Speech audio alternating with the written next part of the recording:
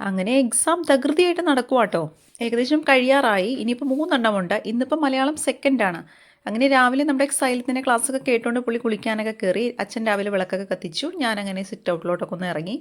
അത്യാവശ്യം മഞ്ഞും തണുപ്പും ഒക്കെ ഉണ്ട് കേട്ടോ. ഇതാണ് നമ്മുടെ കയറി വരുന്നൊരു ഏരിയ കേട്ടോ. ആ കിളിക്കൂട്ടിലെ 2 മുട്ടകളുണ്ട് കേട്ടോ. നമ്മുടെ സൂചിമുഖി എന്ന് പറയുന്ന ടൈപ്പ് കിളിയാണ് കേട്ടോ.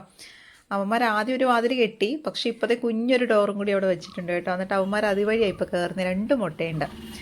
അടയിരിക്കുന്നതൊന്നും അങ്ങനെ കാണുന്നില്ല. അങ്ങനെ അവനുമായിട്ട് പിന്നെ ബസ് സ്റ്റോപ്പിലോട്ട് പോയി. ബസ് സ്റ്റോപ്പല്ല, ഇത് നമ്മുടെ അടുത്തുള്ളൊരു ചാപ്പലാണ് കേട്ടോ. അവിടെ ഇന്നിപ്പോൾ പ്രദക്ഷിണം വരുന്നതുകൊണ്ട് തന്നെ അവിടെ ക്ലീനിങ്ങും കാര്യങ്ങളും ഒക്കെ നടക്കുവാണ്. അത് കഴിഞ്ഞ് ബസ് വന്നു, കുഞ്ഞു കുഞ്ഞു പോയി. ഞാൻ തിരിച്ച് വീട്ടിൽ വന്നു.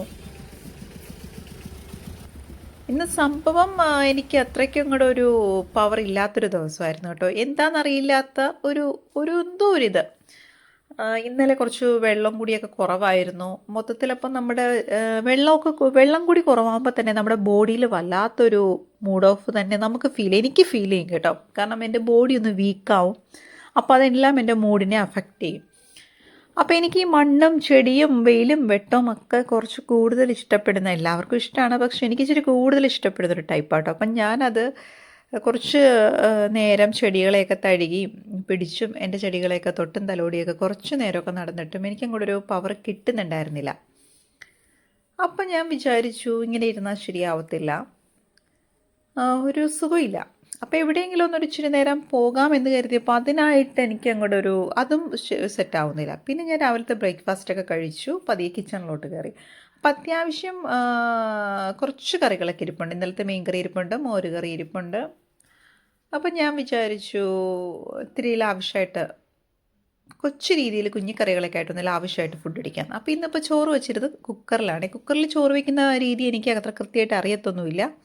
ഞാൻ ചെയ്യുന്നത് എങ്ങനെയാണെന്ന് വെച്ച് കഴിഞ്ഞാൽ ഒരുപാട് വെന്തുടയാത്ത രീതിയിൽ അതിനകത്തിട്ട് ചോറ് വേവിച്ചെടുത്തിട്ട് കലത്തിലോട്ട് തട്ടിയിട്ട് വാർക്കുക കേട്ടോ ചെയ്യുന്നത്. വലിയ കുഴപ്പമില്ലാത്ത ചോറ് കിട്ടും. തമ്മിൽ ഒട്ടിക്കുഴയുന്നതിനോട് എനിക്ക് അത്രയ്ക്ക് അങ്ങോട്ട് ഇഷ്ടമല്ല കേട്ടോ. പിന്നെ അത് കഴിഞ്ഞിട്ട് ഞാൻ പറഞ്ഞല്ലോ ഇന്നലത്തെ മീൻകറി ഇരിപ്പുണ്ട്. അപ്പോൾ കുറച്ച് മീൻ ഫ്രിഡ്ജിലിരുന്നത് ഞാൻ വറുക്കാനായിട്ട് വെട്ടി ക്ലീൻ ചെയ്തുകൊണ്ടിരിക്കുവാണ്. കല്ലുപ്പൊക്കെ ഇട്ട് നന്നായിട്ട് അതിൻ്റെ ഉളുമ്പൊക്കെ കളഞ്ഞ് റെഡിയാക്കി എടുക്കുവാണ്. അപ്പോൾ ഇതെല്ലാം സെറ്റാക്കി ഇത്രയും ചെയ്തപ്പോൾ തന്നെ എൻ്റെ കുറച്ചൊരു എന്താ പറയുക റീചാർജ് കിട്ടി എനിക്ക്. അപ്പോൾ അതെല്ലാം കഴിഞ്ഞിട്ട് നേരെ അടുക്കളയിലോട്ട് വന്നു. അതെല്ലാം പുരട്ടി വെച്ചു, നല്ല സെറ്റാക്കി പുരട്ടി വെച്ചു. കുറച്ച് എരിവും കാര്യങ്ങളൊക്കെ ആയിട്ട് ഞാൻ സെറ്റാക്കി പുരട്ടി വെച്ചു. അപ്പോൾ എനിക്ക് തോന്നി എന്നാൽ പിന്നെ ഒരു ഓംപ്ലേറ്റും കൂടി അടിച്ച് റെഡിയാക്കാം. അങ്ങനെ അതെല്ലാം പുരട്ടി വെച്ചിട്ട് ഓംപ്ലേറ്റിൻ്റെ പരിപാടികളൊക്കെ സ്റ്റാർട്ട് ചെയ്തു കേട്ടോ.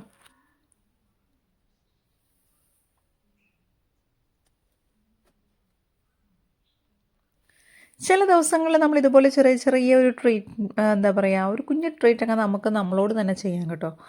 കാരണം നമ്മൾ വിചാരിക്കും അയ്യോ വീട്ടിൽ നിന്നിപ്പോൾ പ്രത്യേകിച്ച് ആരും ഇല്ലല്ലോ, എന്നാൽ പിന്നെ തട്ടിക്കൂട്ടി ഒരു ഫുഡ് അടിക്കാം. പക്ഷേ അങ്ങനെയല്ല. നമ്മൾ മാത്രമുള്ളപ്പോഴാണ് നമ്മൾ നമ്മളെ വല്ലാണ്ട് അങ്ങ് സ്നേഹിക്കേണ്ടത്. നമ്മളെ സ്നേഹിക്കുമ്പോഴേ മറ്റുള്ളവർക്കും നമ്മളെ സ്നേഹിക്കാനായിട്ടുള്ള ഒരു പാത്ത് കിട്ടത്തുള്ളൂ. നമ്മളെ ഒരുക്കുക, നമ്മളെ ഊട്ടിക്കുക, അതൊക്കെ നമ്മൾ നമ്മളോട് തന്നെ ഇടയ്ക്ക് ചെയ്യണം കേട്ടോ. അതൊക്കെ വളരെ അടിപൊളിയായിട്ടുള്ളൊരു സംഭവങ്ങളാണ്. നമ്മളിങ്ങനെ എല്ലാവർക്കും വേണ്ടി ജീവിച്ച് ലാസ്റ്റ് വരുമ്പോൾ ഉണ്ടല്ലോ നമുക്കും ബോറടിക്കും, മറ്റുള്ളവർക്കും നമ്മളെ ബോറടിക്കും. അങ്ങനെ പിന്നെ ഞാൻ വിചാരിച്ചു എന്നാൽ ഇച്ചിരി എണ്ണയൊക്കെ കൂട്ടി തന്നെ അങ്ങോട്ട് വറുത്തടിക്കാമെന്ന്. ഞാൻ അങ്ങനെ കുറച്ച് എണ്ണയൊക്കെ കൂടുതൽ ഒഴിച്ചു, ഓംപ്ലേറ്റൊക്കെ അടിച്ചു. ഈ എണ്ണയൊക്കെ കൂടുതൽ ഞാൻ അങ്ങനെ അത്ര എണ്ണ സാധാരണ ഉപയോഗിക്കാറില്ല കേട്ടോ. പക്ഷെ ഞാൻ ഇന്നിപ്പോൾ കുറച്ച് എണ്ണയൊക്കെ കൂടുതൽ ഒഴിച്ചു, ഓംപ്ലേറ്റൊക്കെ അടിച്ചു. അത് കഴിഞ്ഞിട്ട് മീനൊക്കെ വറുത്ത് സെറ്റാക്കി കുറച്ച് ചമ്മന്തിയൊക്കെ അങ്ങോട്ട് അരച്ചു. എന്നിട്ട് അങ്ങോട്ട് ആസ്വദിച്ച് കഴിക്കാനായിട്ട് ഇരിക്കാനുള്ള തയ്യാറെടുപ്പാട്ടോ.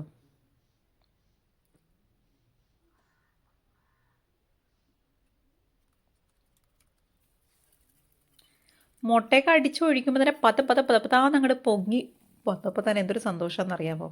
അത് ഞാൻ അതൊക്കെ എടുത്ത് മാറ്റി അത് ആ ചട്ടിയിൽ തന്നെ നമ്മൾ മീനൊക്കെ വറുത്ത് സെറ്റാക്കി.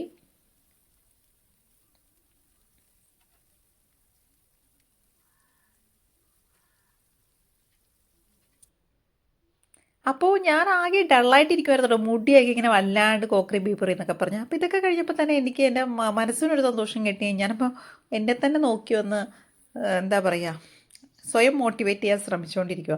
കുറച്ച് മീൻ വറുത്തത്, നമ്മുടെ മുട്ട വറുത്തത്, പുളിശ്ശേരി. ഈ പുളിശ്ശേരി എടുത്തുകൊണ്ട് വന്ന വഴിക്ക് എൻ്റെ കയ്യിൽ നിന്ന് ചാടി അവിടെ മൊത്തം വീണ് കേട്ടോ. അതെന്ന് വെച്ചാൽ നമ്മുടെ മൂഡ് ശരിയല്ലാത്തതുകൊണ്ടാണ് ആ പ്രശ്നങ്ങളൊക്കെ വരുന്നത് തന്നെ.